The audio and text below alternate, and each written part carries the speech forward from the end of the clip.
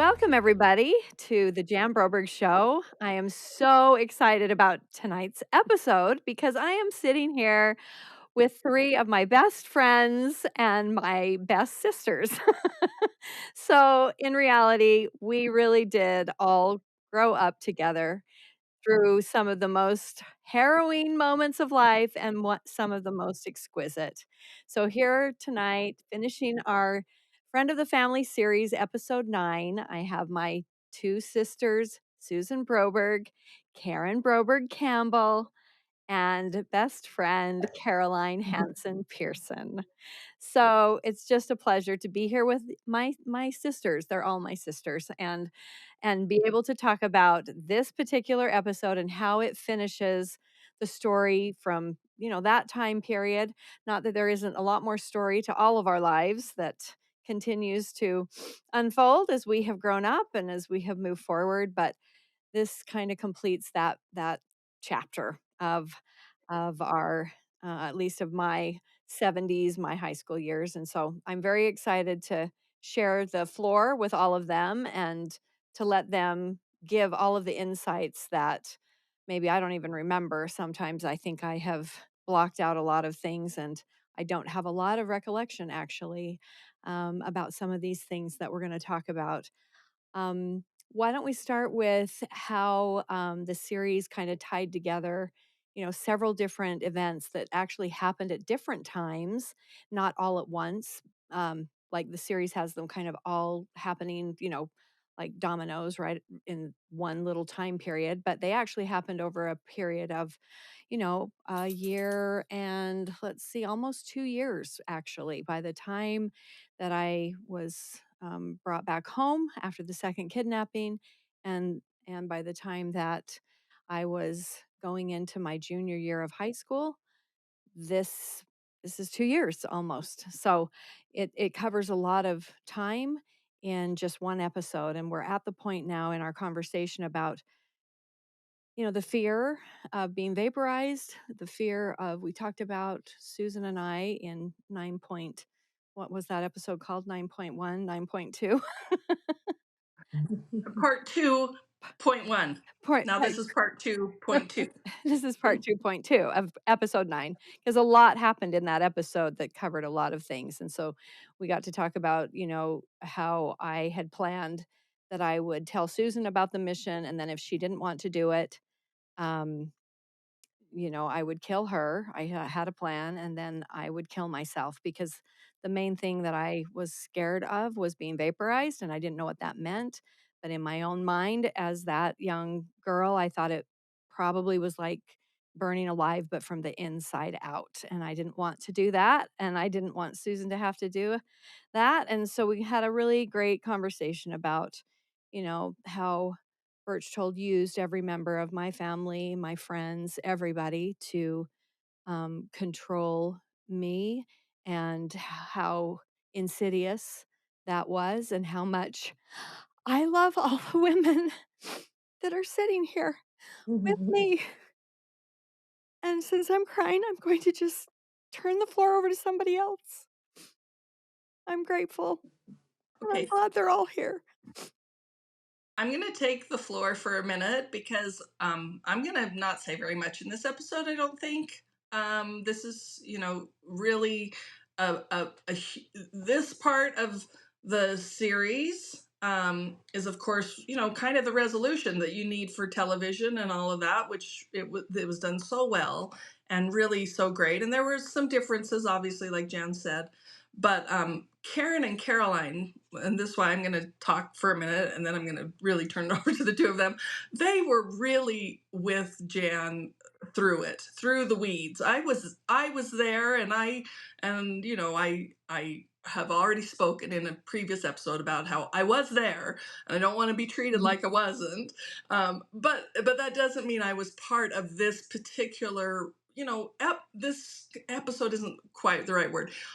The healing and the beginning, I guess, of the telling. What it didn't involve me at all, but Karen and Caroline, and thank goodness for those relationships that Jan had with those two because now I'm going to cry because I don't know if she would have told or when she would have told. So it's really important. But before we get into those details, which these two women and three women, Jan too, but they know a lot of details.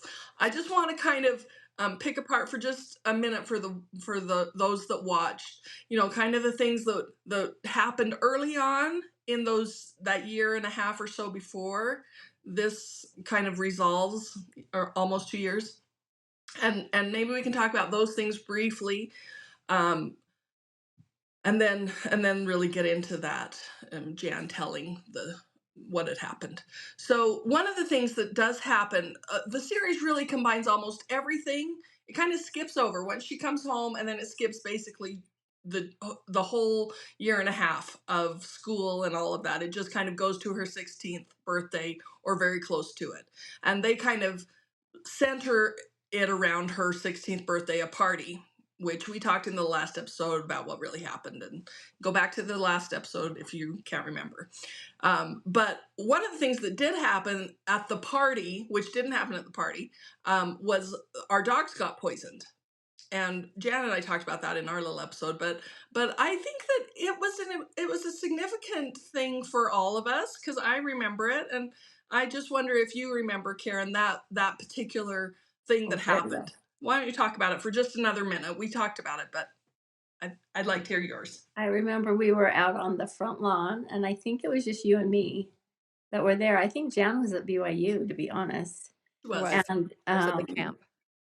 yeah, and actually, Susan started crying, and I went to see what was wrong, and she said, "Banda is shaking," and sure enough, she had started shaking, and then Tiffany started shaking, and then they started to convulse, and both of us, I mean, it scared both of us, and both of us started screaming and crying and saying, "Stop, stop, we don't know what's going on."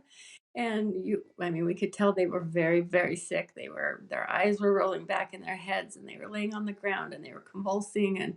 And Cor Hoffman came running across the street because he heard us screaming or crying, and he came running to see what was happening, and he grabbed those dogs, and we got him to, I guess, got him to the vet. We didn't go with him, but I think that he did, and I think mom was home, so I think it was. I think she probably took them. I don't remember exactly, but we were lucky. We were really lucky we got them there in time that they could do that. So they were obviously poisoned. They said it was some kind of poison that had been put in their food. And it was traumatic for us because those dogs are what got me through. They were, they really did. They were very, very special. Especially Tiffany. She slept with me. Mm. I don't know what I would have done without her. Well, So, yeah. And that's the thing. I mean, I just want to say to, maybe the listeners or people that are trying to heal or that are trying to cope in the midst of something awful. Those dogs were that Tiffany for me too was a huge, like, just like a coping mechanism when you yeah, needed somebody to hug or feel like they loved you or whatever. Of course, that's how I feel about my dogs today.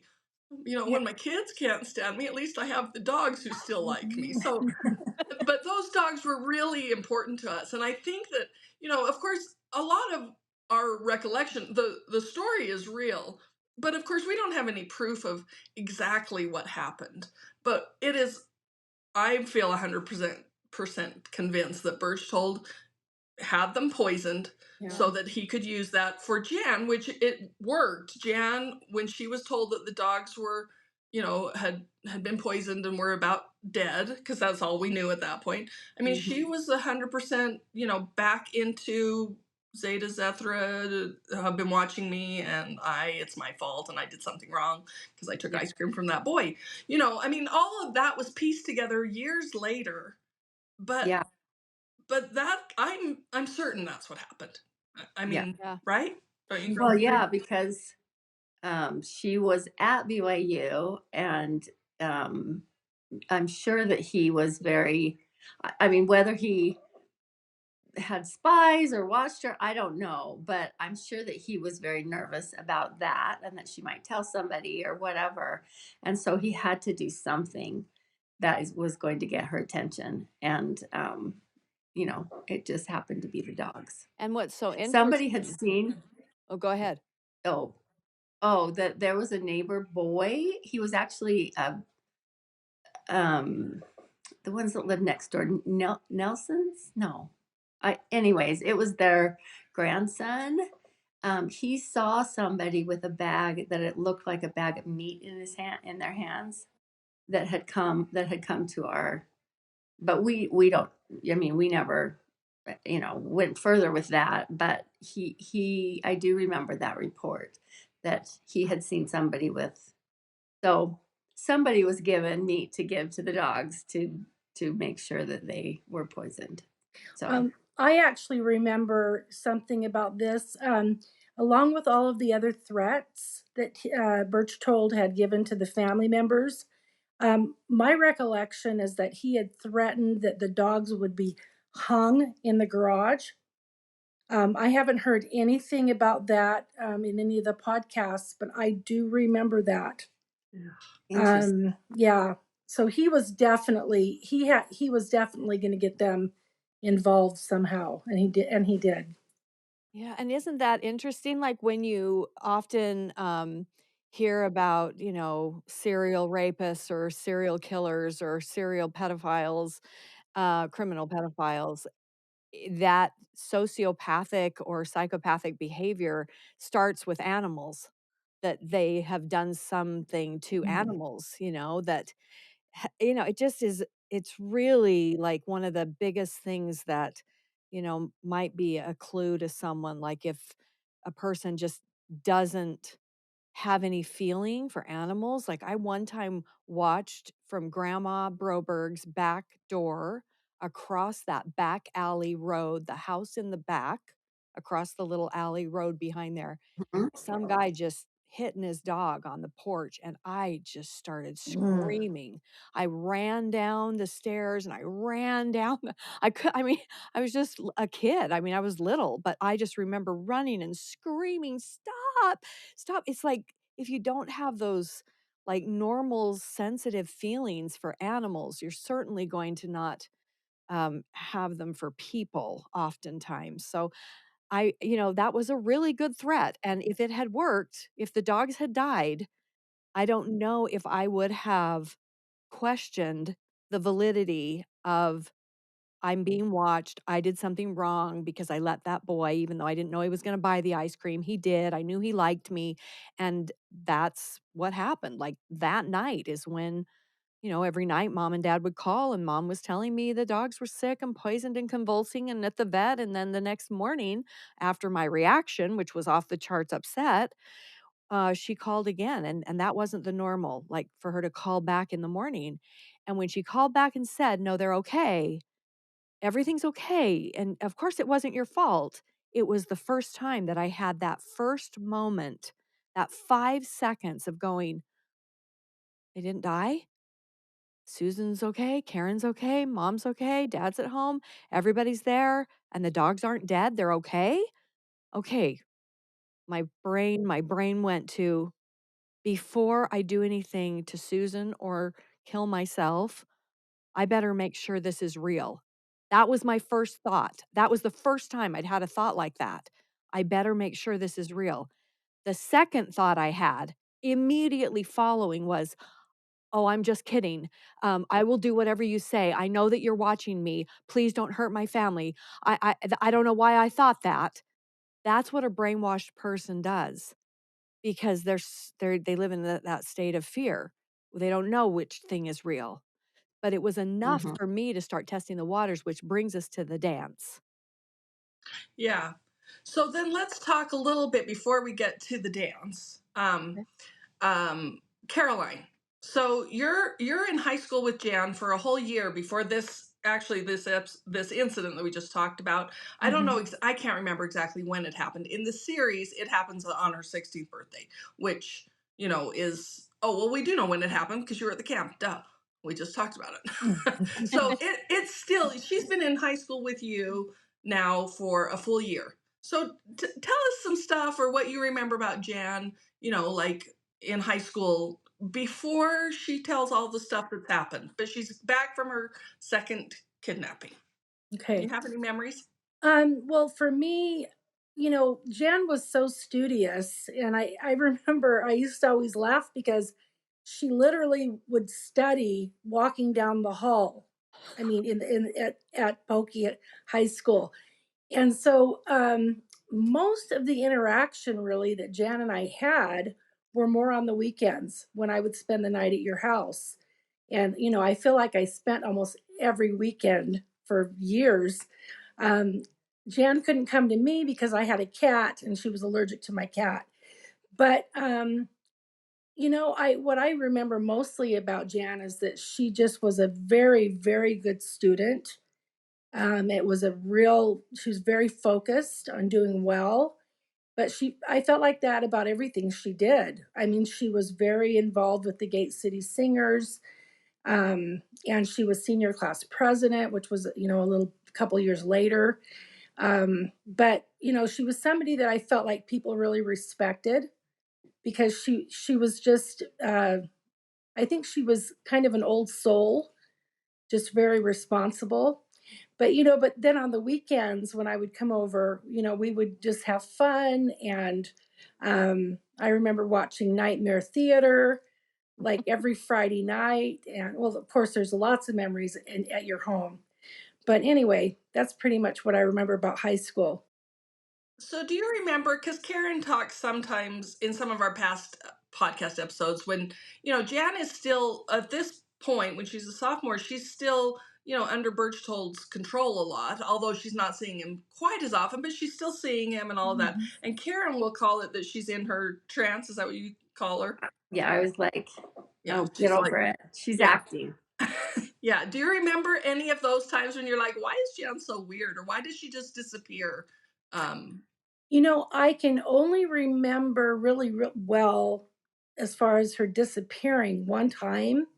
And it was when my mom and I had invited her to come to church with us. And we were sitting in sacrament meeting in our main meeting for our church. And all of a sudden, she got up and just walked out. And I thought that that was really kind of strange. And so I waited a few minutes and then I got up and I started looking down the halls in the rooms trying to find her. And I finally found her in one of the rooms. And I feel like she was writing on the chalkboard or something, but it was kind of apparent that for some reason she just wanted to be by herself. mhm. And but I don't have a lot of recollection about a trance. I know that when she came back the second time, she was very distant, much more than the first time. And I felt like, eventually she came around, but there was quite a few weeks where she was very distant from all of us. Yeah. Yeah. So yeah, it was a weird time for sure. All of us have recollections. Yeah, Karen. Well, I was just going to mention, Caroline mentioned the Nightmare Theater, and we actually had watched it that night, and it's partly what instigated it all, and because she had a few like weekends before she had gone into one of her acting moments, and she was the lady that was in the wheelchair clicking on, and Caroline was like Oh, Betty screaming, Davis. stop, you're freaking me out, stop. And so of course that just egged her on to go more and get more wacky crazy. Oh. And I'm sitting there thinking, it's all an act. It is all an act. When Jan's acting weird, and she does sometimes, it's all an act.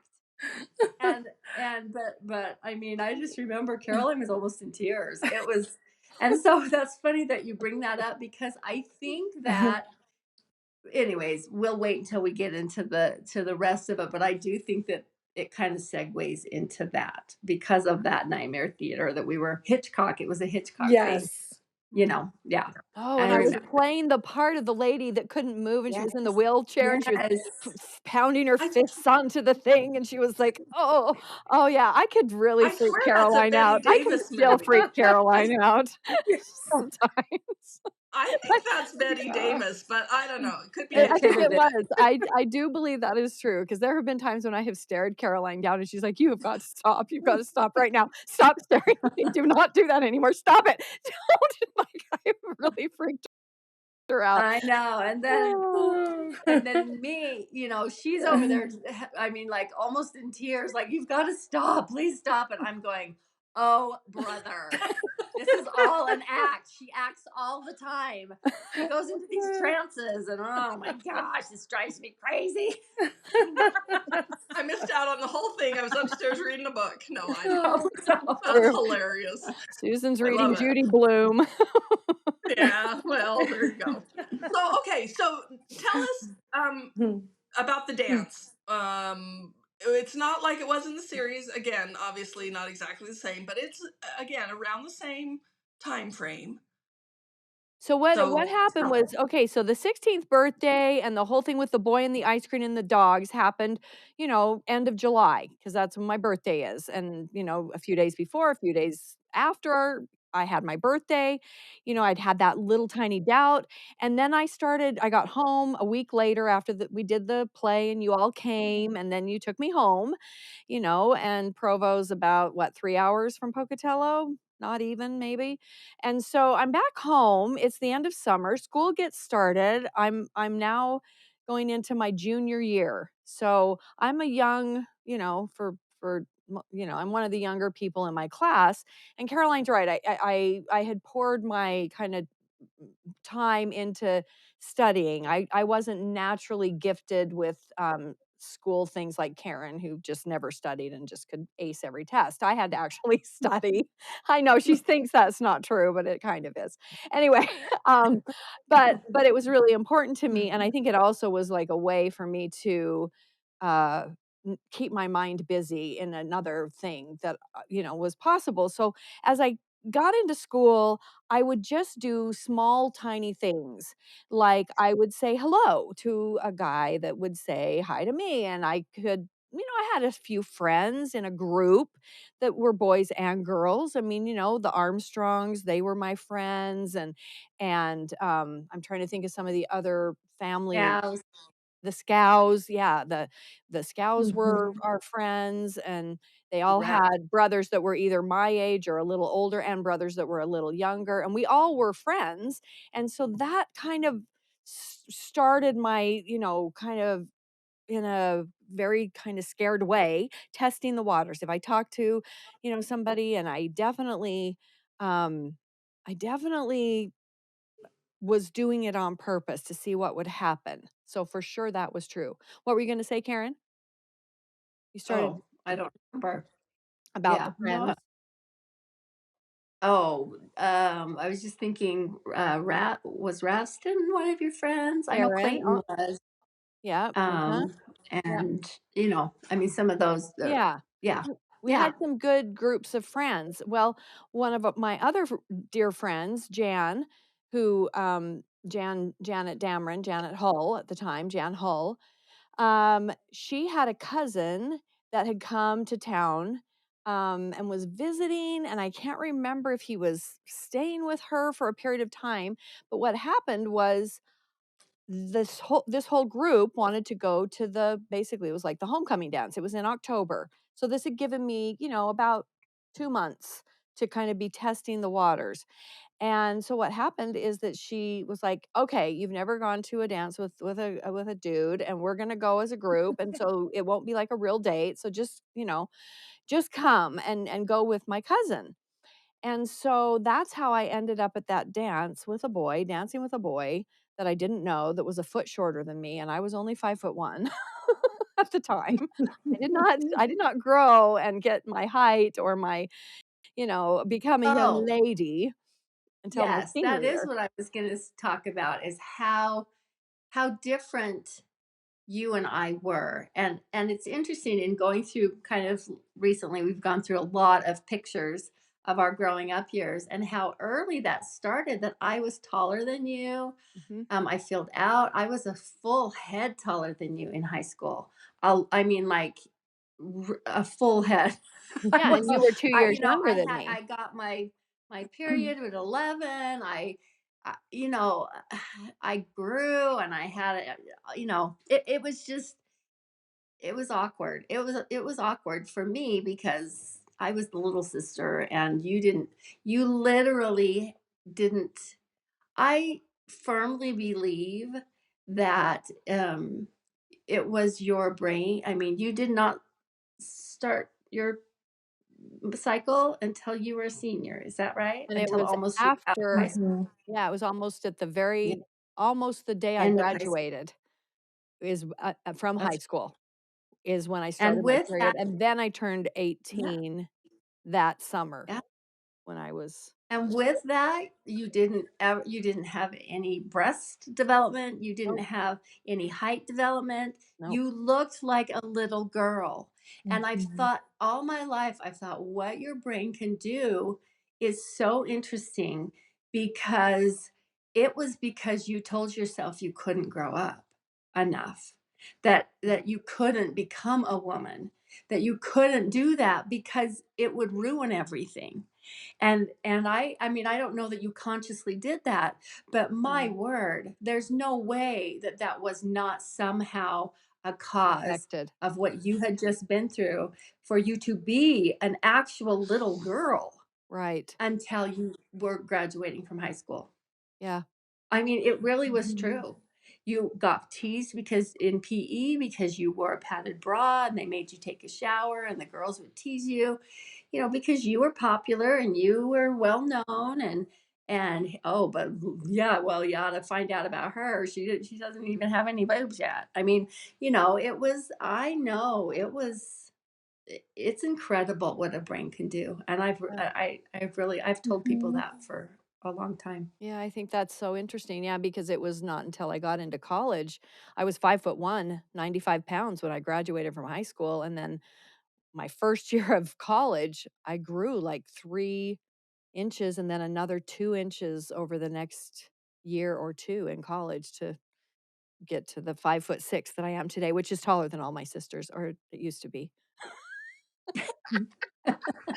I don't accept it. No, I'm still taller. No, I know. We just measured and I'm We've all shrinking. measured, but we We're don't all accept shrinking. it. So, okay, so that is true. And Uh-huh. Jan is now at the dance with a boy who is, because boys are even that much longer to grow. So To he's this little mature. short guy, Yeah. and the dance And went okay. the He dance went was what, okay. 15? I The think boy was so, about something 15? like that. Okay. I think so. Yeah. I can't remember. He had kinda curly hair, but he was definitely not any taller than me. He might have been shorter, or it might have just been my perception. I don't know. But he was really nice, and I remember, the picture that we took with all of us there, and I remember, dancing and how new that feeling was and how foreign the feeling was to, like, like, actually, like, touch a boy, put my hands on their shoulders, their hands on my waist. It was just like every piece of that went in slow motion. I can't explain it, but that's how it felt like everything was going in slow motion. So we get done with the dance, we get done with the dinner that we had before. We had a great time, but I was nervous. I was scared. I was worried. I was tense because I knew going home that something terrible could be waiting there, you know? Mhm. And when I walked through, after he said goodbye, dropped me off at the porch, I don't think there was any kiss or anything like that, but he was sweet and dropped me off. And I went through the front door of our house and it was dark. I think the porch light was on, but none of the lights in the house were on.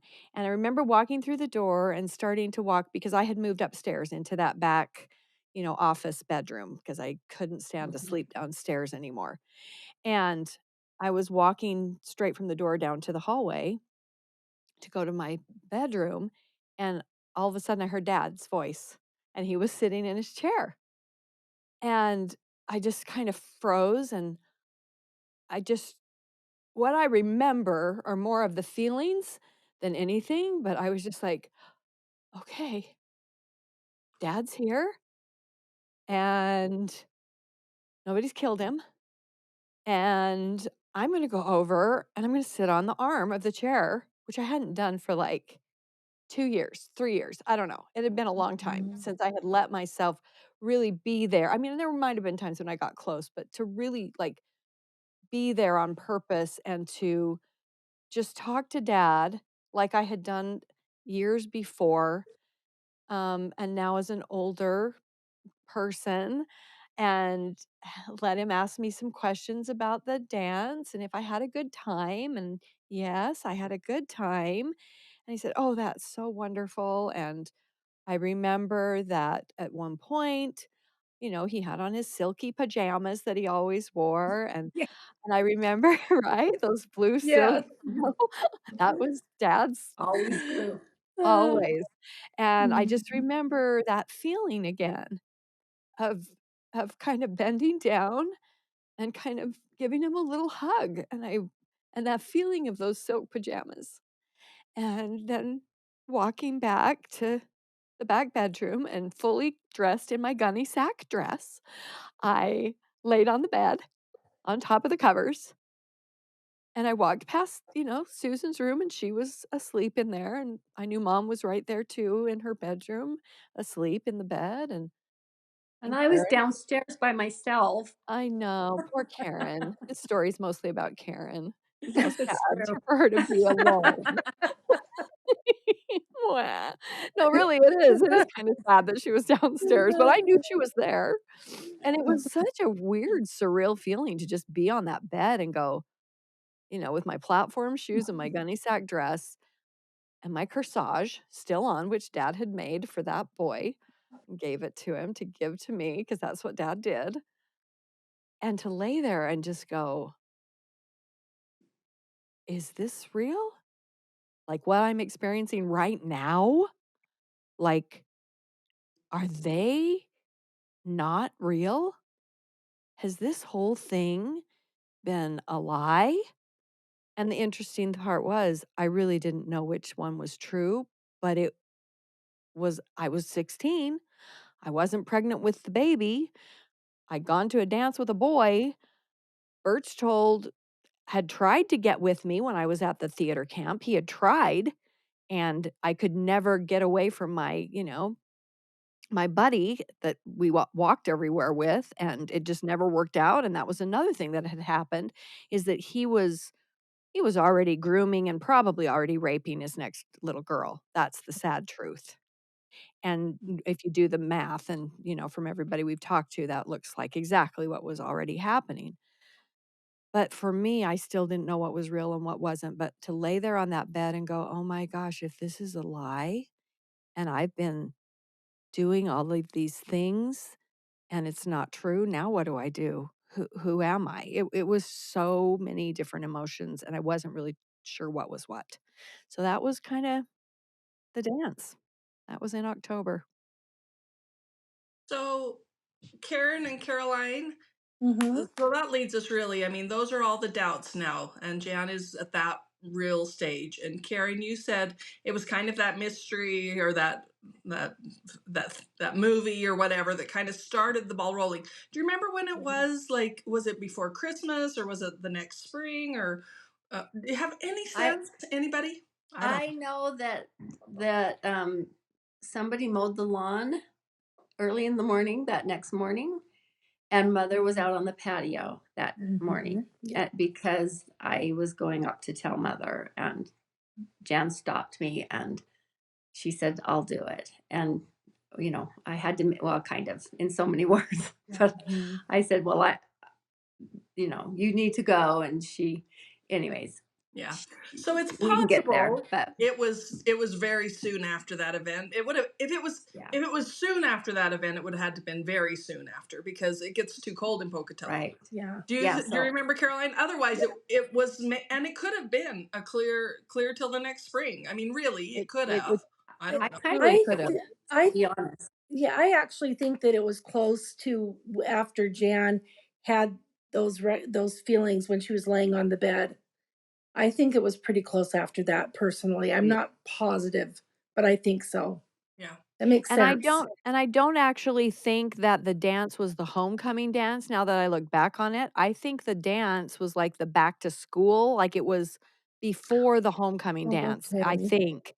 We should try to find the picture because, I have one of Jan, Hull and her date. I think she was with Mhm. either Todd Crump or Dave Yeah. Tharp or somebody at that time. Mhm. Um and me with her cousin, and there were, I think, 2 other couples in there, might have been Greg Madsen, I don't know. There was a group of us, and we were all good friends, and I look at that, and maybe we could figure out what that was. It might have been in September. It could have been. Yeah. It literally Mhm. Probably. could have been in September, not October, late August, Mhm. early September. August. Yeah. Yeah. So that makes sense that it would have been still possible to be mowing the lawn one more Yeah. time. Dad was always out there until it was done and it was going to now Mhm. turn cold. So that makes sense to me. Yeah. Mhm. Yeah. Okay, so let's hear it. So now we're there. We're there to that event. Let's turn it over to you three. Find it out Okay. who wants to tell. Well, Karen, go ahead, or Jan. no, what do I you have, remember? well, I, I mean, of the very beginning. Do you remember that we were in the family room? okay, so Remember what that? my recollection is more when we get back to Jan's bedroom. Downstairs. Okay. That's where it all Yes. kind of starts for me. And then and so do you just want me to go ahead and start talking about what she was Well, doing, Set it up, Karen, well, if you or remember. you want to say, yeah, well, set it no, up. I just want to. We had been in the family room, Mhm. and she And Caroline was sleeping over. you Oh yeah, yeah, Caroline for was spending Yeah. the sure. night, and I can't even remember how the discussion came up. We had been painting your room. Remember, because we were trying to help you to change it so that you would like your room again. We didn't know why you didn't like it, but we were trying to do that for you, and you disappeared. And I remember a picture of you guys down in my bedroom painting with you and David and I That's think right. David was Caroline there. Yeah. and David, my cousin, David Broberg. And Mhm. was there anybody else that kind of was working on that? But I remember there's a Mom was in picture. and out. Okay. Mom was in and out. And David is actually the one that found the letters of Zeta and Zethra. Oh, and you know what? I And don't remember. I don't remember that he found them. yes. And Wow. Jan, you had disappeared while we were kind of working on this. And you came back with a locket. And Caroline is like, "Where did you get that?" And you're like, "Oh no, I've had this." And I remember looking at it and thinking, no, you don't. And you're kind of in your trance thing. And I'm thinking, okay, she's lying. And then David said, "What are these?" And then you turned pale and you're like, "Nobody should see those. You guys can't see these." And they were inside the pillow. You had some pillows and they were inside. You had to unzip the pillows. Yeah, it's the And big when round, David had picked it long up, The blue velvet the pillow. yeah, the Yeah. big, yeah, yeah, when he had picked the it blue up, he hanging felt the one. crunchy. Yeah. I mean, and he's like, "What is this?" And he pulled them out, and we started looking at them, and we're like, "What the heck? What does this even mean? Zeta and Zethra?" I mean, it just was almost like gibberish, and we were like, "Okay, oh my gosh, the." Uh, we got to ask Jan about it. And so Caroline and I had talked about that we would do that night. Mhm. And because you'd come back in this trance kind of thing, at one point I remember Caroline saying, you know, "Are you acting or is this for real?" Because, she had done this to make Caroline upset a couple of weeks Yes. earlier. But so when we did confront you, we were not in your bedroom. You didn't, I don't think. I think we had moved to the family room, but then I think we took you back into the bedroom to Yes. show you the letters, and you got Yes. really upset. Is that right, Caroline? What I That remember really is that we were back in her bedroom, and I remember, Jan, you just started clawing at the Yeah, floor. that was in my room. So she wouldn't talk about Really? it. She would not Wow. talk about it in her bedroom. That's interesting. She Okay. was like, I won't do it in here. I won't do it in here. Okay. And we went and So got we moved to your like room. chips or something, and we deliberately moved to my bedroom. Yeah. I do And so remember being in your room though. I do remember yes, that we yes, moved from one bedroom to the other one, and then your yeah. dad, at that point it was probably 2 in the morning, and your dad yelled down the stairs and said, "Okay, you guys, you've got to get to bed," because it was really late. Yeah, I remember him doing that, and just but I remember the clawing of the floor, Yeah. and you just kind of just freaked out completely. I mean, I don't even hardly know how to explain it. It was Well, just, and then I started she, really saying, "Okay, Jan, what's going on?" Really yeah, pressing, like really yeah. hard. I And pressed really hard. sh do you remember this, Jan? Kind of, a little bit? I have But, little she glimmers is was all. she's when we started Mhm. going through this letter, and you were like, "You can't see that. You can see that. You can't." And I'm like, "Why can't we see it? That's ridiculous. And who's Zeta and who's Sethra?" And then you literally started convulsing on the floor. You were on the Mhm. floor on your knees, Yes. and you kept grabbing, and you kept grabbing and grabbing at the Yeah. carpet, and then you would go like this to your arms. I don't know if you guys can see me.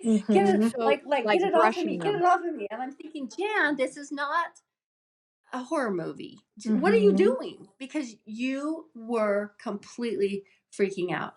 And Mhm. you started crying, and then you were sobbing, and then you were clawing at the floor again, and then you were brushing things off your body, and it was scary. And I finally said, I gotta go get mom. I'm gonna go get mom. And you're like, no, you can't, please, you can't. Yeah. And I'm like, then you have to tell us what's going on. And you said, I can't tell you. And I'm like, why not? And Caroline's like, what are you talking about? Well, Of no. course you can tell us, Yeah. you know, and then, well, and you probably remember more what or whatever, but I just remember her finally saying, I finally she had to, you don't understand. And it took us a long time before you calmed down enough and you finally said, okay, okay, I'm going to tell you this, but you don't understand what this means. And you don't understand that you're going to get hurt and that everybody's going to get hurt. And I'm like, what are you talking about? We were all like, okay. And then you started to tell that there was this box, and you talked about the box that talked to you, Yeah. and that it would appear in your room, and it was Zeta and Zethra talking to you, and they were from another planet, and both Caroline and I are kind of sitting there with our mouths open, and you just kept talking. Mhm. And every now and then you would wipe off your arms again, and you would, I mean, you really, it, it was very scary. But it was a release of a lot of years of trauma Yes. at that moment. Definitely. And then um, you started telling us about it. And Caroline was so good at pulling it all. She was into the details.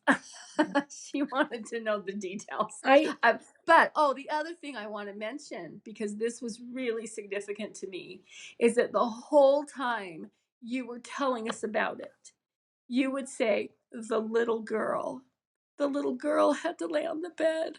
The little girl had to, the little girl. You never identified yourself as being the little girl.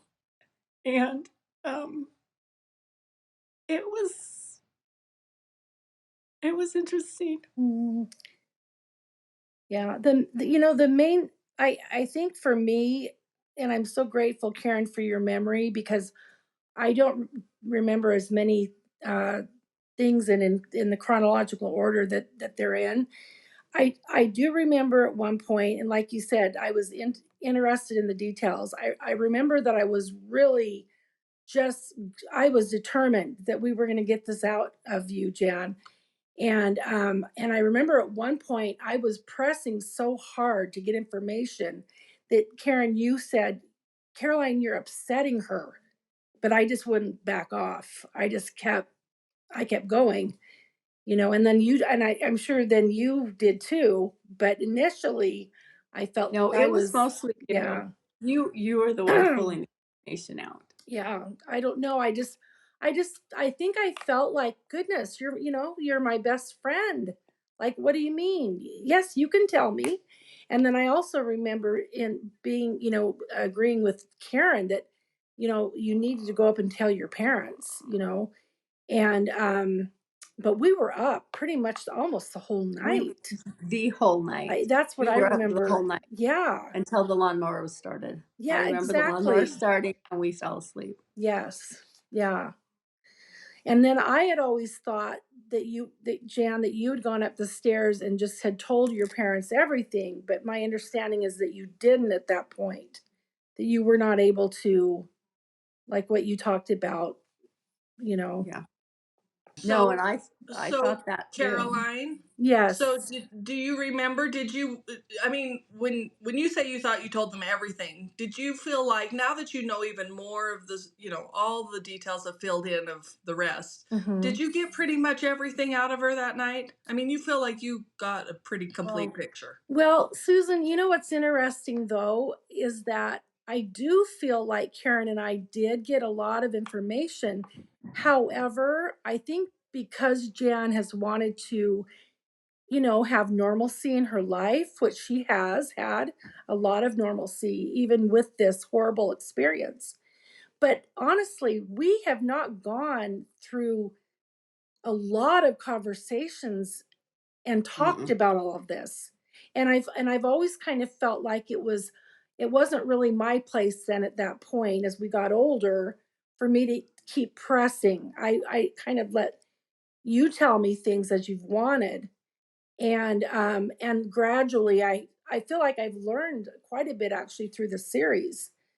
But we did get quite a bit of information that night too. And I guess, partly I ask, I mean, here I'm being moderator of this conversation for a Yeah. minute, but it's because Jan, for years, it's always been sort of a joke, So, and this isn't a joke, this telling, but she has told me for years everything I ever learned, really about anything to do with life came Yeah. from Caroline. So I'm not saying that it was in that night, which is a whole different experience and very serious, but you Yes.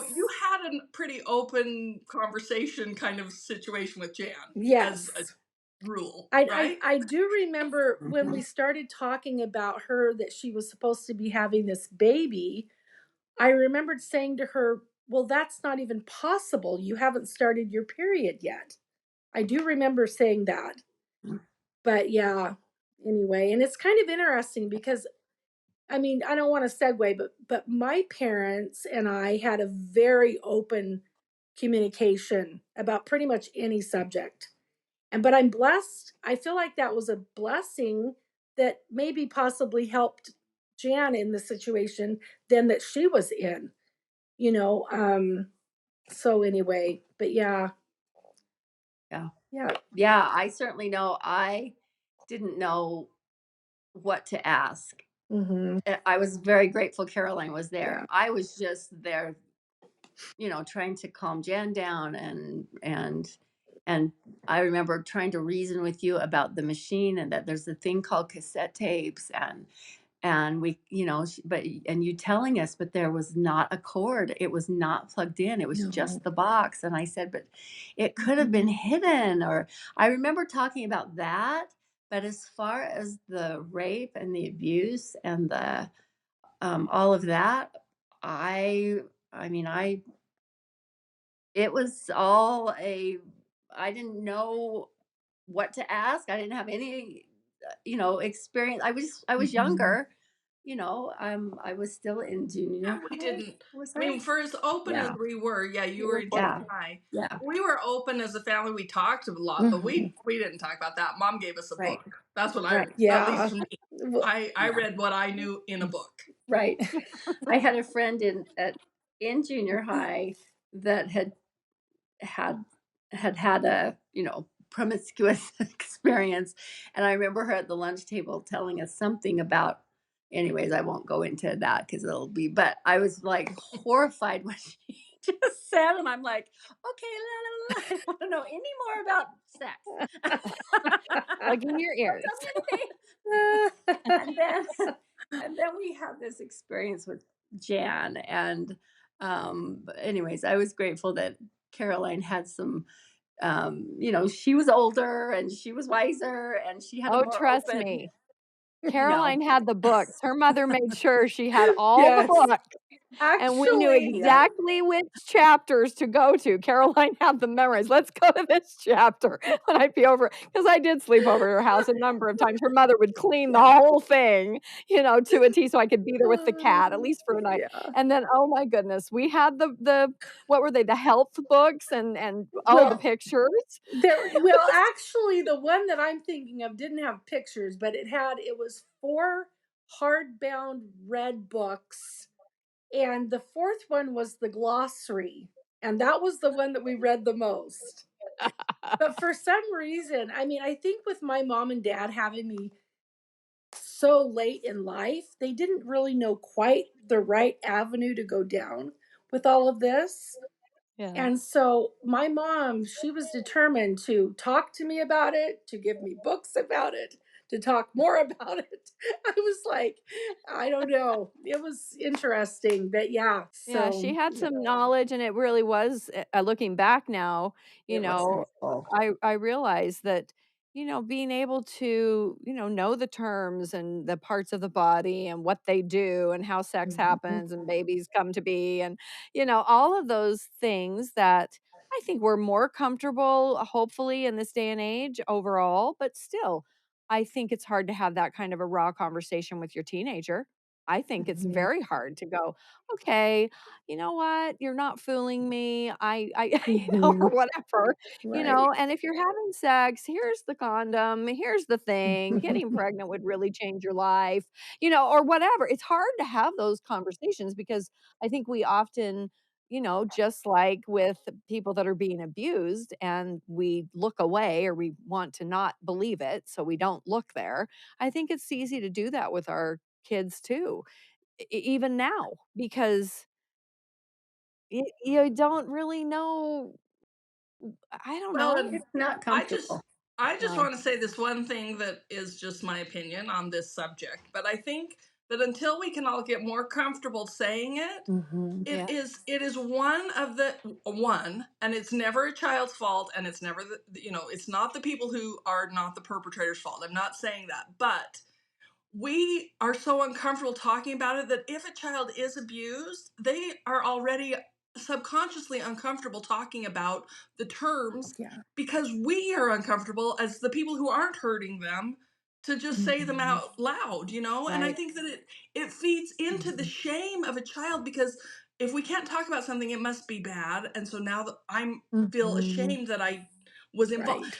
It's a cycle Mhm. that nobody intends for that child. They want to protect you, and we want to protect and not say words that are too grown up.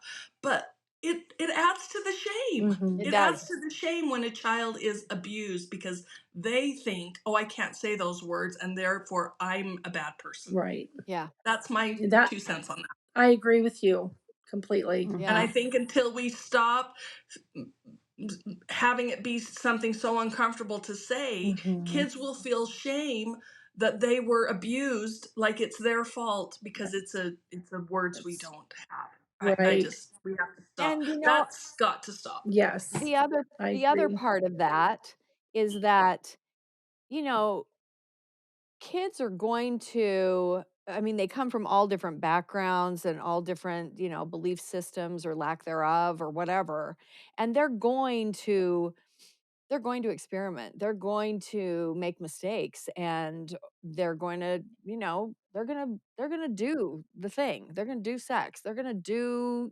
stuff. And the gal that was on my podcast, one of the gals that I met at a retreat, she said, I mean, my first abuse after I was taken from my home with my two other siblings, I think there were twins that were younger than her, and we were all taken out of our home where I was malnutritioned. I was Mhm. starving to death, and my other brothers, sisters, whatever. It just, I mean, it was a terrible situation. She goes, so I'm taken out of that home. I don't remember where I was, if I was in a foster home or if I was just at the neighbor's house. But my first experience at 5 years old was giving a grown man in the shed a blowjob. He was telling me what to do. So my whole life, I have had this thing that I carry around with me that my only worth and my only litmus test for my worth is if I can make a man happy. So my whole teenage years Mhm. and and tweenage years, it was all about, what does this guy want? I'll give it to him and then he'll love me, because I never got that. And so if we if we are so uncomfortable talking about and saying words that our kids are definitely talking about, they are definitely saying, they are Mhm. definitely having experiences, it only adds to the shame. And some of them were abused and some of them weren't. They're just, experimenting or whatever, or they're dealing with their own stuff. And so I really I appreciate that I had a sister and a best friend who pulled as much as you did out of me. I have very few memories of that actual Mhm. experience. I have flashes. I remember the color of the shag carpet. That I Pink? remember. I Mhm. remember that. And I Okay. remember the exhaustion. I remember that, like when I went up the Mhm. stairs to go out to the back patio, because it must have been a warm fall day, and, Mhm. that's where I talked to mom and dad, and just it was almost like I was almost catatonic in the way I was talking, but they were so good to just sit there and wait and listen for me to figure out how to form the next words. It was so it was like it really was kind of like I'd been through a war zone, and I Mhm. didn't know how to describe it. I didn't know what it meant. I didn't know where to go with it. And I Mhm. didn't talk at all. I talked that there was icky stuff. I remember that was Mhm. the term I always used. I don't wanna talk about the icky stuff. And that's pretty much all I said. And then Yeah. I made an appointment with my ecclesiastical leader, my bishop, because I thought I had done something wrong. So I went in to talk to him, and he was one of our other dear, dear friends, and luckily he was, one of the good ones, and just practically crawled over the desk in his office at the church and just put his arms around me and was like, "You didn't do anything wrong." As I was trying to stutter, I was stuttering through trying to tell him that I had done these terrible things, and I mean, that's how I Oh. mean, and part of that was my religious upbringing, and that I felt like all these things that now I knew were, had happened, and that this is a sacred thing, and sex is, for marriage, and I did these things, and he was just wonderful to just grab me and hug me and say, "You didn't do anything wrong. It's not your fault. You don't have anything to repent of or anything like that." But I know that that's not the experience that a lot of kids have. Mhm. So Mhm. I'm really grateful for just the few, touchstones of Mhm. my family members and how they responded, and Caroline, how and she's always been that way. She's pressed me, she's written me letters, she's done things throughout my life to go, "What are you doing?" You know, "Da, da, da, da, da," you know, and Volumes. Volumes. volumes, and it's been great, Oh, and no, not and I always. have most of the time. The only Yeah. one time that I really was hurt, Oh, darn. retreated. But no, no, no, it's life. I mean, that's the thing. That's the power of relationships when we can, get through something like this. It certainly gives, um, it gives the Depth. yeah, the depth. It gives that thing you throw from the ship out to drag the person Anchor. in. Huh? Oh, the The life The the thing. buoy. life yeah, the life thing. The life what's it called? It's The a lifesaver? lifesaver. I think Is it a No, so. the lifesaver? life. The round It's thing? the life raft. The Or No, it's the tube, not the raft, it's the little thing you The put around your circle. head. The inner Yeah, the circle. tube. circle, Yeah, you we know what know? you're talking about. Anyway, I've been very lucky to have that is all I'm saying, yeah. and I got it from, my sisters and the relationships we've shared through the years, and, it hasn't been perfect. I don't want anybody out there thinking that everything about our family's perfect, and therefore, you don't have a chance. Well, you do because you can come join our online community because all of our sisters, Caroline's on there already, Susan's on there already, Karen, when she starts feeling better, is going to get on there. And I cannot tell you how cool it has been to launch that community and the things that have happened in just 4 days because you are a part of our family. You are a part of something much greater than I think any of us realized we could give, and that is we can give you support and love and understanding, and that's really what survivors need, and we're all survivors, all of us in a different way. We survived this thing, and that's what I am so grateful for that I had, those life rafts, those lifesavers, those life people Right. that were there when I needed, you know, to not sink to the bottom and drown. Right. Yeah. Yeah. Well, and I remember, when the morning came, and I remember going out into the hallway, and you were like, "Where are you going?" And I said, "I've got to go tell mom." And I said, "Or you can." And you're like, "I'm not telling mom. We can't tell mom and dad. I can't do that." And I said, "Okay, but I'm going to go tell them." And you said, "No, you can't. You can't." And and I said, "I have to." And you said, "Okay, I'll go." And I remember watching you walk up the stairs and feeling like my poor sister, and not, just what you went through. And it was a very traumatic evening, I think, for all three of us. And I mean, mostly for you. But Oh, it was for all 3 of us. that, We're all yeah, survivors. it was. And me, and you're right, we didn't talk a lot about it. I thought that you would have told mom and dad the same thing you told us. And and yet you just called it the icky thing, and that was about it. And I mean, because Caroline was like, "Well, how often? How'd that work? How did this and what about this?" And I just remember sitting there thinking, "Oh my gosh." Wait, I never thought of that, because I just hadn't. I just was still young, and I was so grateful that she was there, because I don't know that you would have kept talking. And I was so glad that you did. And so it was many years later before mom actually, I asked her why she hadn't included what had happened to you in her first book that she wrote, and she said, "Because I don't know what happened exactly. I know something icky happened." And I'm like, "You really don't know?" She said, "No, I didn't press her. I knew that she didn't, she couldn't tell us right then." And so it's interesting, a family that communicates as well as we did, that it went another, how many years? Well, you were in high school. Um, and it was All after I in. was married. It was Matt and I. Matt and I were there in the kitchen, and my husband. So it was a lot of years later. About 20 Yeah, years. about Yeah. 20, Yeah. where we And we really hadn't talked about it. really talked about it. I mean, Yeah. we knew that something had happened, something icky. I mean, I knew what had happened. I I just assumed so did my right. parents. And I think they did. I mean, they knew somewhat. But quite honestly, I think it was so. I know how painful it was when I started talking about it. And dad actually had to get up and leave the room.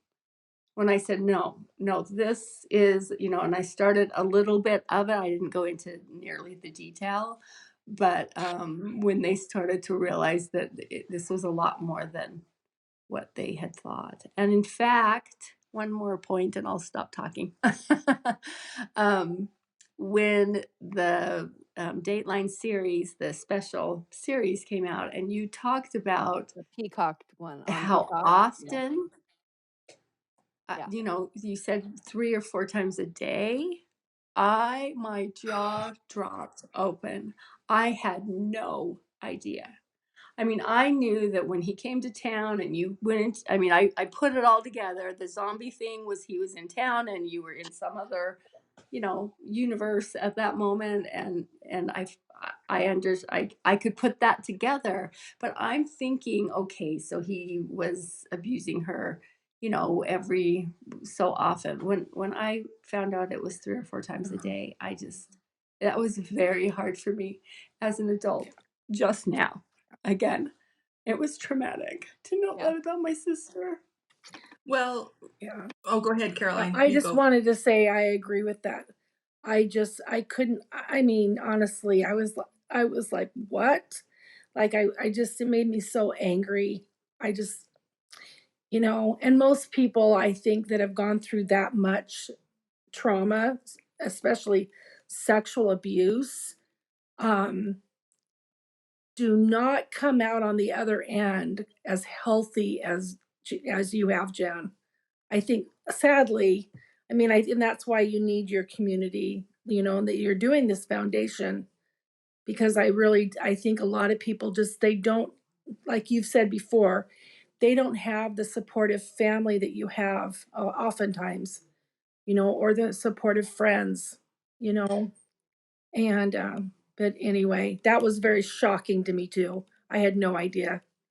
Well, right. And I just want to, say too, when you're talking about, when Matt and Karen, when you asked mom that question, it reminded me that there was one time on a vacation, and not when we were kids, because we still would, sometimes some of us would get in the car with mom and dad and go on a vacation, or, maybe it Right. was just driving to a funeral. I don't know. I can't remember, but we were adults, but I remember for some reason it came up, and it could have even been after the book was written.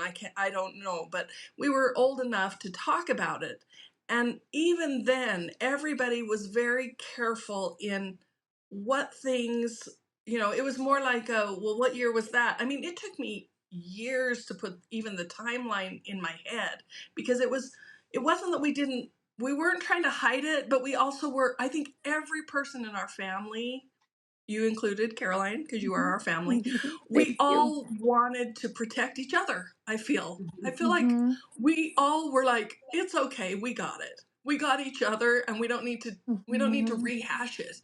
And while I think that the intentions were good, I Mm-hmm. also think that there's some of that could have helped all of us if we would have talked more openly too. But I Mm-hmm. do think it came from a place of wanting to protect and love and be like, oh, I don't need to know those details. Just, Yeah.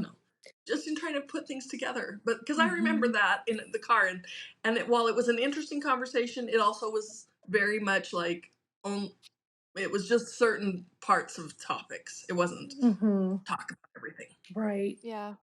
You know what's Yeah. interesting too is that I think many people experience this in a way, survivors or children of rape, that and it's someone that they know, and it's someone that the family knows, or it's in the family, whatever. It's all that. It's the familiarity of it.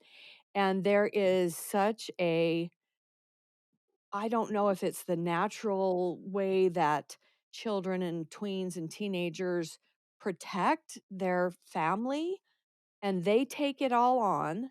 They take in, I mean, they already, shame is the main thing that they have, and shame makes you retreat from people, even the people that love you, makes you stay a little bit in the shadows and a little bit in the dark, because you feel like, if I tell them, then they're going to feel bad, and then I have to fix that too.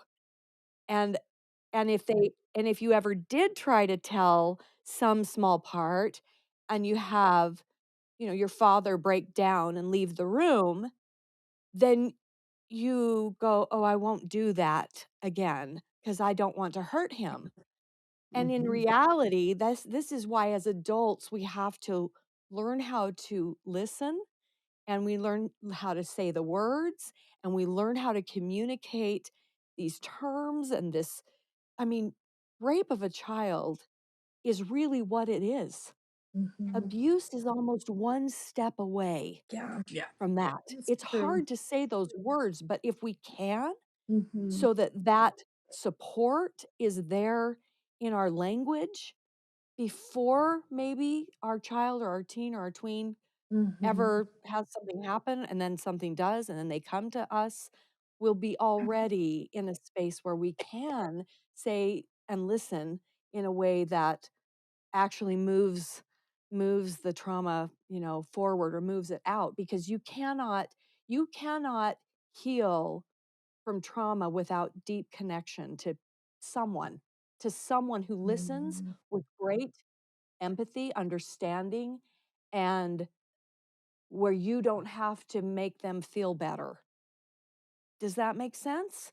It's like you don't say it because it's too awful, and you don't want to have to, on some subconscious level, you don't want to have to make everybody feel okay about it. So you just don't say it. And you Mhm. cannot heal in that Mhm. mix. And I mean, you can do some healing because you have all this other support, and I had a wonderful family, but I just now am looking at that and how why it's so important to language it and to Mhm. be okay with the real words, and to understand that we get to actually listen with great empathy and without our feelings being Right. more Yeah. important, I guess, Mhm. Yeah. than Right. Yeah. the person who's trying to express what actually happened. 'Cause it's very Mhm. Yeah. subtle how quickly So, you shut down, and you just don't yeah. not because, because you Mhm. just Right. love the people that you're trying to tell, Right. and so you just Right. don't because it's too hurtful to them, you know? Mhm. So this is at least my last question, as you know, for Karen, Caroline, and Jan too. So we kind of talk about this major, huge, traumatic, and life changing and night. But you know, was that it? I mean, did you ever talk about it again? Not obviously we have talked about it a lot in these recent Right. years since the book and all that, but like then during high school and that, or was it more like, okay, we got that out, let's because you guys were still, all three of you were like close. I mean, you did Yeah. all the time. Mhm. So did it change your relationship? Did it make it better, or did you just go like, okay, good, now let's go sing some ABBA songs? That's what I remember, Oh, singing some let's ABBA go songs. sing some I ABBA think we sang songs, all the songs. yes. I think Karen's right. That's what we pretty much did. You know, I Although Yeah.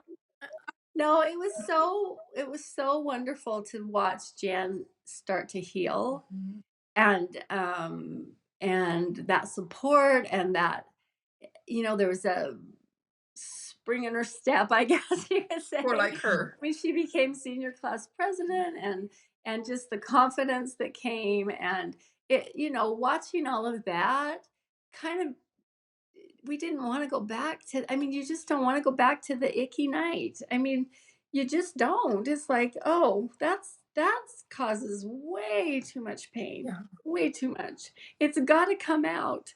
But if you dwell on it Mhm. all the time, then especially growing, developing kids that are, so, I mean, you're coming into your own when you're in high school, and if that's what you have to focus on, and then it kind of puts you in a place that's not, it just might. So you need a place to talk about it, Mhm. and a place to be able to leave it if you need to leave it. Mhm. You know what I mean? Definitely. Yeah, that's really beautiful. Yeah. Yeah. Totally. It's so well said. Yeah. Caroline, what did you Caroline? want to say? Yeah, I just was I was just gonna say that I don't remember a lot of conversation um about this. I mean, even like I said, even into our adult years, I've Mhm. mentioned this to my husband. I've said, I mean, Jan and I have been best friends for 50 years, and we don't really have a ton of conversations, or have not had a ton of conversations about this. I feel kind of like, um, and I think I mentioned it earlier, that maybe as I matured a little bit and realized that, okay, this was Jan's story to tell if she wanted to talk about it. But once it was laid out and had already been told, I felt like it was okay to just leave it alone and let you take the lead, Jan. And Yeah. so, and you have definitely not allowed this to define you in any way. In absolutely, honestly, I feel like you have been so gracious with trying to, like we talk about, protect your parents, protect your sisters, protect me, in not dwelling on it, maybe, even though we would be fine if you needed to talk. But you have been so gracious in the way that you are to those people that you love, that I haven't felt like you really needed to go down that road on a regular basis with the story, you Mhm. know. Yeah, it feels a little bit like what Jan likes to say when she speaks, which is, she likes to live in the 90% of her life. Yes, I And it feels loved like that. that's what our relationships with Jan are too. Yes. 90% of our lives are not at all about, this, and not because this isn't important at all, but there is a lot of other life happening, kids and Yes. Mhm. vacations and all that. And that's what I feel like our relationship is too. We haven't only talked about this, you That's know right. which And is healthy, I think. and I love that I quote, yeah. the 90%. I love it. I think Me that's too. a really wonderful mantra.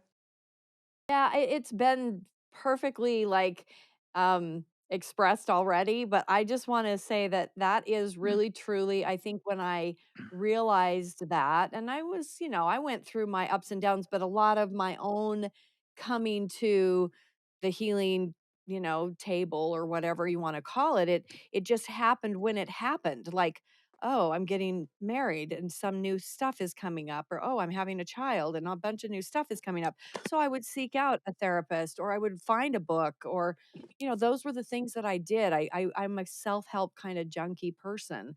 And I read a lot, and it helped me. I think I'm because I had such a good foundation before it all happened, Mhm. that I was Yes. able to build back on that foundation where a lot of people who survive, childhood rape and molestation and assault and physical abuse don't have that because it is Mhm. their family.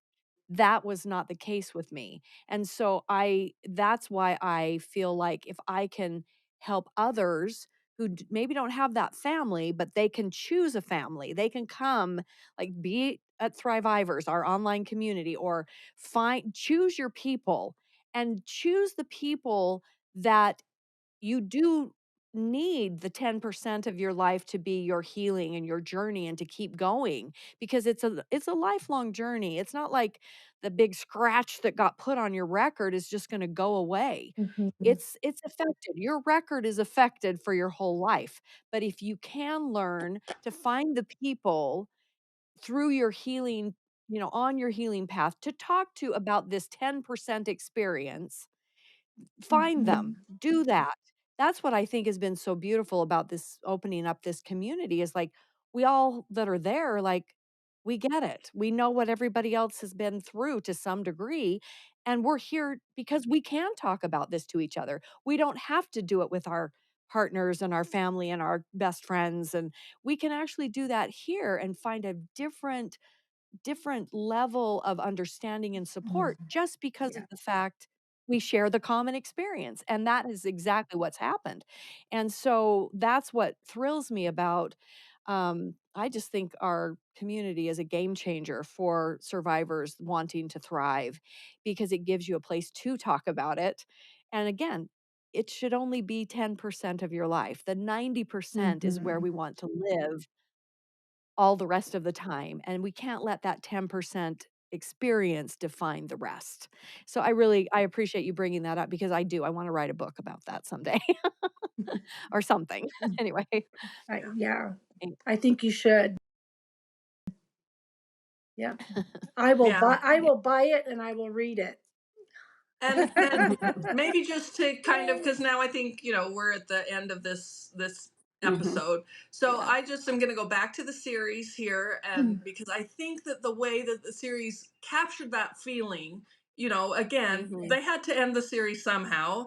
And I Yeah. loved, first of all, I loved that we were putting together a puzzle, because that's my thing. I just want everyone Yes. to know that the puzzle thing We all is love Susan puzzles. Broberg's thing. Okay, It so Oh, is. anyway. yes, and someday Susan Broberg and Karen Broberg, I am going to get out the little spiral notebook where we took our little notes about family home evening. Oh, yeah. Right. Somebody always took notes, and on one of the nights, it was like and our activity was Susan helping us all get out and put together a puzzle, and it There you go. literally says that, and so I'm like, "This is real. We So, didn't make this up." so Yeah. I really loved how they captured the puzzle part. I just brought up because that's my thing. But they captured this feeling, because that's what McKenna, as you, Jan, the phone rings, is Yeah. first told on the other end. She's with her family doing a puzzle, and she just hangs it up, and Yeah. and I loved that, because there could have been a million ways to kind of get back or say something, or say, I'm doing good and leave me alone, or, I don't know, whatever the various things could have been. But I Oh, think that is like what we're talking about right here, that they ended it with him as getting nothing. You Yeah. know, he got away with way too much, and he got away and he did all these horrible things. But in the end, No, you're sitting there with your family doing a puzzle, that's right. and Yep. you just hang up the phone on Birch Told, and he just is Yes. in the parking lot and walks away. I thought it was Yes. fantastic, personally.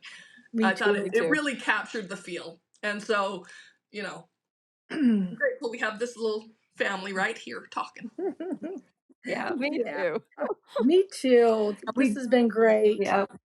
It's been really We fun. Uh, do need to have another episode that tells the rest of the Well, right. story.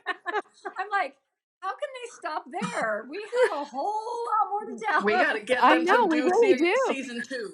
We really Well, do. that's what Oh, I and there think. is I for think there sure should be season But two. season 2. that'll be Yeah. I yeah, sure. Or at Absolutely. least we'll But podcast what season two is, because there is for sure a lot more yeah, Yes. there is. people to Yeah. it. Oh, So Yep. And don't think that definitely. that's I've the end. been And taking go ahead. well, on the series, they give those little blurbs at the end, like they do in a lot of true, crime and true story Yeah. things, which were good. The things they did, and the court scene with Jan and Birch told, the all those years later, all those things. They do that right at the end of the series, and we can have whole podcasts on just each one of those little blurbs, because that's just, We should. we really should We should. Yeah. We should just stop this recording now and stop. thank everybody for listening, and then we should just start recording again and do some more. Because I have to go to honestly, bed. it's hard to get us all It together, but is. Karen has to get up early and she's not feeling well, and Oh, Caroline gets dizzy after a while. a dizzy We all blonde. have our struggles. Well, none Huh? of us are I'm young a dizzy anymore. blonde. I'm not very blonde She's the anymore. dizzy blonde. Yeah. My Well, hairdresser and did dark. but I like your Thank hair. you. It looks nice. Oh, thanks. And you know what? When it does, life does go on, and we all have had other traumatic experiences, and we're experiencing some of those right now. Caroline has had some major health issues to Yeah. deal with that have been incredibly traumatic. My sister Karen needs a kidney transplant. Her health has been terrible for the last couple of years where she just got really bad news that the transplant that was going to happen isn't going to happen, and these are really sad, hard things in life. And Yeah. we have plenty of other experiences, even with Birch Told, that nobody knows about because they only go to this point in the story, to 1978, Mhm. and it doesn't go Right. further. And we have been actually outlining some of those things. And Mom actually wrote another unpublished book called The Millstone that basically Yeah. chronicles everything else. So there could be a series, a season two. I do believe it could happen. If we heard from like millions of our fans that they wanted it and they demanded it, maybe we can make it happen. But anyway, there's more to tell, and everybody has experienced, Yeah. major, setbacks and traumatic events and experiences in their lives, as all people do, and we all have very empathetic hearts because of our own experiences. And I'm so grateful that I got Yeah. to have my three sisters here today. It Me was, too. I, I made it one way or another. It's been a yeah, bad day, Oh, yeah, it has but been a bad day to that's get all that right. news. That's My sad news. Yeah, for whatever reason, I've developed antibodies, and my donor is no longer a match. And this surgery was in just a couple weeks. So it's taken 2 years to get this far, and now we have to start over. So, anybody Yeah. have an extra kidney, let me know. wow. That is a perfect match because that's what has taken all this time. And then to find that These, match and then but, go but through a few. truthfully, people listening, I Well, mean, we want a match for my sister right here, but we all, Yeah. yeah, if you should get out there and get on those lists and be up there for people because it's a big deal. Get out there, get mhm, tested. Yeah. Maybe there'll be a match for my sister, which is what we want most of all. But we can Yes. also Yeah. save other lives too. Go do yeah. it. I, Okay. I was lucky. My none of my family matched me. Oh, I'm gonna die here. Sorry. Oh, don't None of die my yet. family matched me, but my son-in-law did. And so the So, poor guy, but now I'm no longer a match. He's no longer a match for me. So I don't know what happened. It was their last cross matching, and this time it did not match. So they can't do yeah. the surgery. It's canceled. And he's Ugh, devastated too, like you and he all the really is. He's family. brokenhearted. Yeah. Yeah. Brokenhearted. Yeah. Yeah. Well, We do. We go Uh, through. wrap this one Yeah. Okay. Let's there. It's do. gonna Go happen. go give Okay. some kidneys people and other things. Be good to the world and let's find one for Karen. Yeah. yeah. Yeah, for Well, sure. We may even have to break this episode into two Well, it's if because we now don't we're stop we're like talking soon, we for sure have we to. better quit. it's an All right. hour and a half, which is too long. People can't handle that much They- of the Brobergs No, and okay. the You can sisterhood. cut that last part out. No way. No, we're not Take it cutting out. No anything way. out, but we might divide it in two parts because we've already had two other parts to episode 9. Why not? You Do know, it. we've loved doing It's this. It's just, been really yeah, great. yeah. And yeah, we really appreciate all of our listeners. And please, if you would give us a rating or a review, if you go wherever you listen to your podcasts and do that for us, it really helps us and it helps us get our message out. And our message really is one of bringing our experiences into a place and a space where we can talk frankly about them in ways that maybe have not been done before. I believe that is why our story has resonated because of the sheer vulnerability and honesty with which we have shared our own story. And we believe that that gives space or permission to many others to tell, to get their lethal secret out of their body, out into the air. It's hard to do, and it's hard when it's the people that you know and often love and trust who have harmed you. But our message is that we have to talk about these things. If we don't, it will continue to be one or more in 4 girls and one or more in 6 boys. That's just what is reported Wow. of rape and sexual assault and abuse of children. So we know that this is the greatest pandemic the greatest cancer that our global community is dealing with. We really believe that if we can talk and find safe spaces to do that, whether it's here on the podcast, it's at our Thrivivors online community, it's in our book, our writings, our postings on social media, how we share. Please listen. Please don't bully. Please know that there are people that understand where you have been or where you are and that care about your thriving, your healing. That's really what our message is. And so to end this series and all of our wonderful conversations, we want to do that with great focus on the message and the reason we told our story. And that is because we wanted to help one person. And if that person is you, we want you in our family. We want you in our circle. We really do appreciate your listening and being there for those in your life that need you. Thank you so much for tuning in to our podcast and to our series and reading our book. Please, if you are struggling or if you can't find your tribe, join us at the online community. We really, really want you there. Join the Broberg family.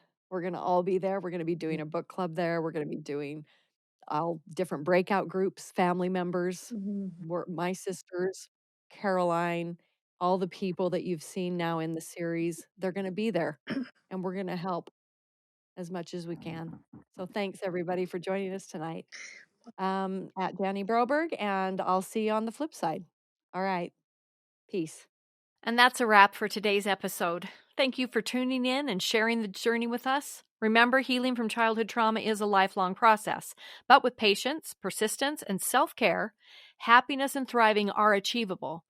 If you or someone you know is struggling with childhood trauma, know that you're not alone, and there is help available. Please reach out to a trusted friend, family member, or mental health professional for support. And be sure to join our online community, Thrivivors, for continued support and resources on your healing journey. Connect with others who understand what you're going through and find encouragement and motivation to keep moving forward. Until next time, keep spreading love, joy, and hope. Stay happy and healthy, and we'll see you in the next episode of the Childhood Trauma, Happiness, and Thriving podcast.